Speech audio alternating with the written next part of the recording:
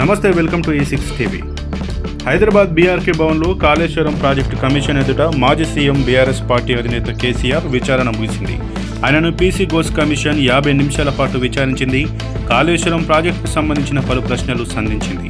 115వ సాక్షిగా ఆయన్ను విచారించింది. ఉదయం ప్రారంభమైన ఈ విచారణ సుమారు 50 నిమిషాల పాటు కొనసాగింది. ఈ సమయంలో కేసీఆర్ పలు కీలక అంశాలపై వివరణ ఇచ్చారు. విచారణ సందర్భంగా తాగునీరు, సాగునీటి సమస్యలు, వాటి పరిష్కారానికి తాను తీసుకున్న నిర్ణయాలు, అలాగే భారతదేశంలో నీటి లభ్యత, వినియోగం వంటి అంశాలపై కూడా సమగ్రమైన వివరాలు కేసీఆర్ అందించారని సమాచారం. అంతేగాక పలు డాక్యుమెంట్లు కూడా కమిషన్కు ఆయన సమర్పించారు. విచారణ అనంతరం కేసీఆర్ జస్టిస్ ఘోష్ కార్యాలయానికి వెళ్లి నేటి విచారణలో ఇచ్చిన సమాధానాలను పరిశీలించి వాటిపై సంతకాలు చేశారు.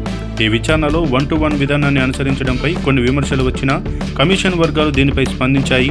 కేసీఆర్ ఆరోగ్యం పూర్తి స్థాయిలో బాగోలేకపోవడంతో ఆయన విజ్ఞప్తి మేరకు చట్టరీత్యా 1-to-1 విచారణ జరిపినట్లు స్పష్టం చేశాయి.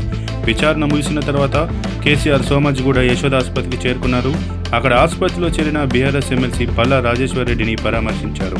నేడు ఉదయం ఎర్రవల్లిలోని కేసీఆర్ నివాసంలో ఆయన జారిపడడంతో ఆయన ఆసుపత్రిలో చేర్పించారు.